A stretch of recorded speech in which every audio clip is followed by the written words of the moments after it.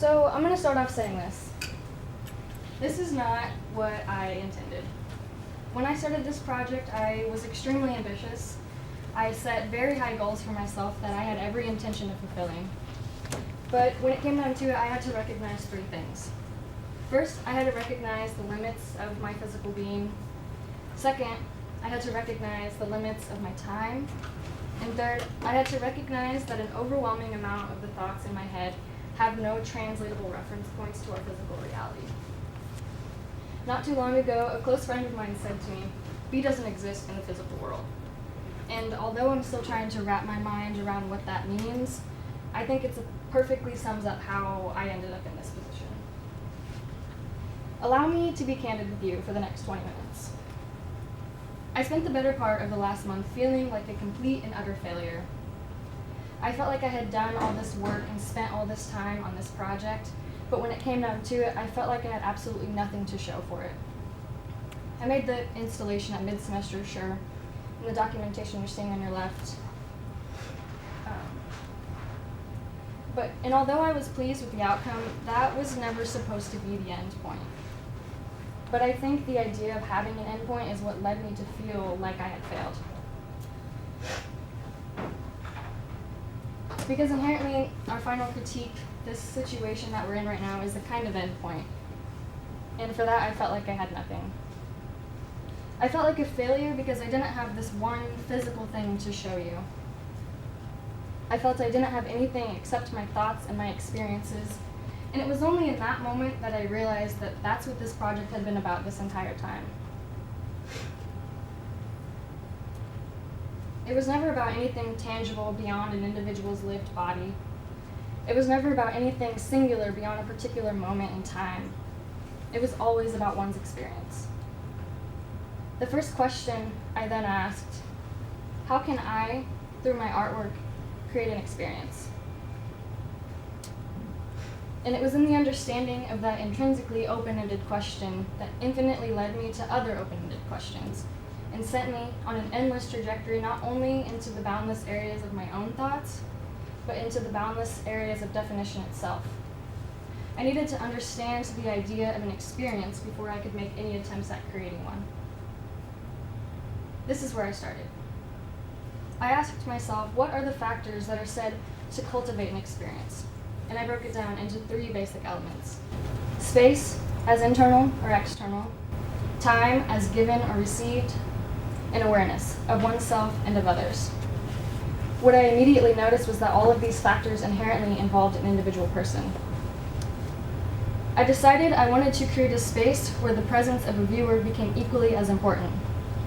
In my writing, I started to notice the language I was using. I used the phrase, I want to see.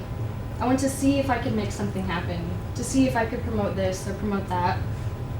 This is when I became interested with one's ability to see. I asked, can we see the seeing itself? How can we, through an experience, see ourselves seeing? Ultimately, I knew I was asking questions that could never actually be answered. The work then for me started to also be about discovery, about experimentation, and about how those things are not only reliant on me as an artist, but also on each individual and how they delegate their time and their movements in a space. This is when I decided the work couldn't just be a mere representation of my own experience, but instead had to promote viewers and remind them they have the capacity to create their own experience. This is when I started thinking about mirrors. And this is also when I started to have tangible ideas. I started creating these sketches of these very constructed spaces while keeping ideas of an individual self in mind. I was thinking about how reflections and using projected images could inform the questions I was asking. I was thinking about rendering the present moment through projections, and then I wondered what would happen if I pointed those projections at mirrors. I quickly realized I didn't have the physical or financial means to create these specific spaces, so I took a step back and decided I needed to further define my terms. I still felt I needed to define what it was I wanted to accomplish, so I just kept writing. And this is when I decided the work would take the form of 3 installations. I began to realize how many things I wanted to do and felt my ideas could be more fully developed spread across 3 separate experiences. although ultimately the intention was for the three parts to work in tandem together and create a collective experience of self.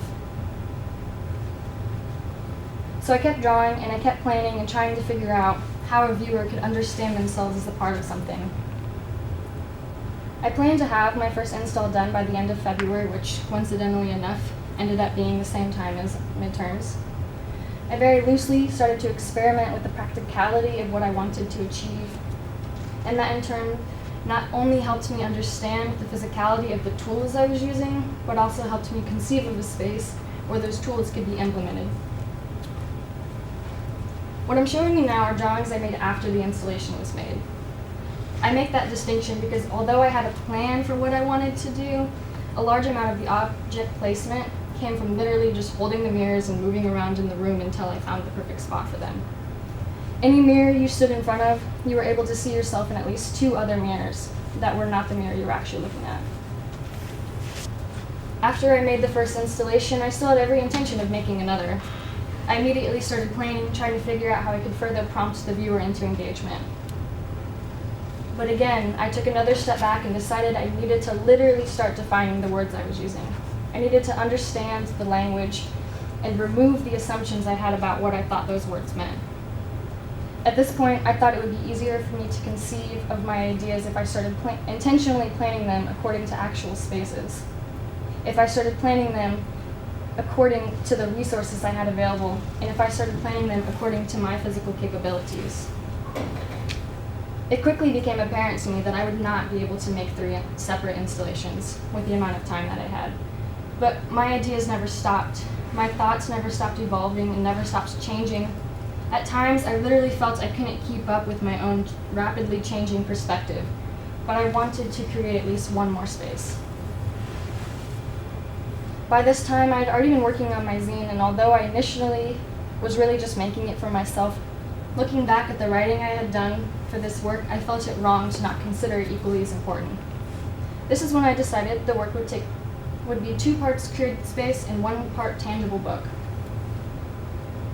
As I continued to plan and draw, I began to realize how much time I'd actually spent trying to articulate between what spaces my mind could conceive, which of those spaces I could draw, and then ultimately which of those spaces could actually exist in the physical world.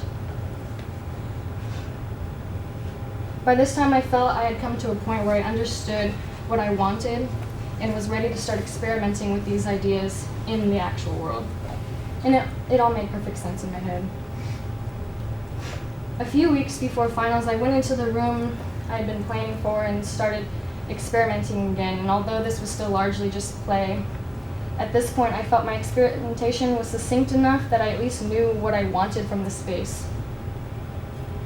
I didn't know that I was unconsciously creating my own logic, creating my own rules for how the physical dynamics of a space function. I actually thought that I had it figured out.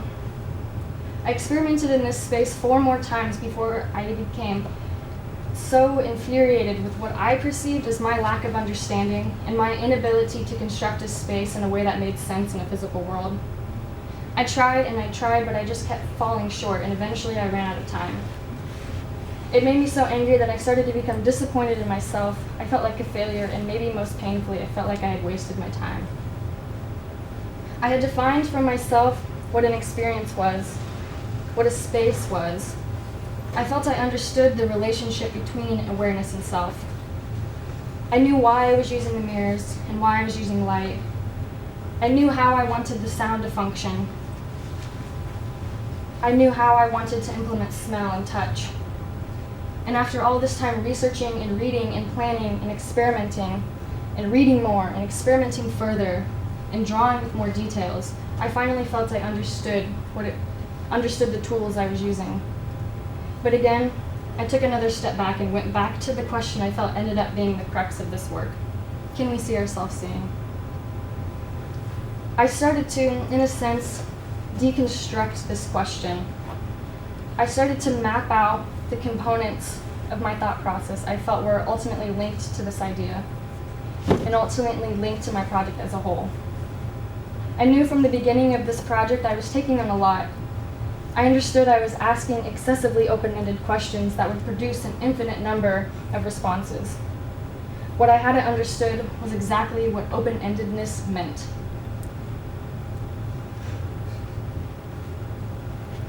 I can't say I knew what I was getting myself into when I started this process, but that's why it was so exciting, because I didn't know. I didn't know the outcome, and I got to endlessly explore in the act of creating. Although I spent the past few weeks feeling like a failure because I didn't have the work I intended to show, this process for me ended up proving to be everything that I wanted the work to be. And for that, I no longer felt like a failure. Thank you.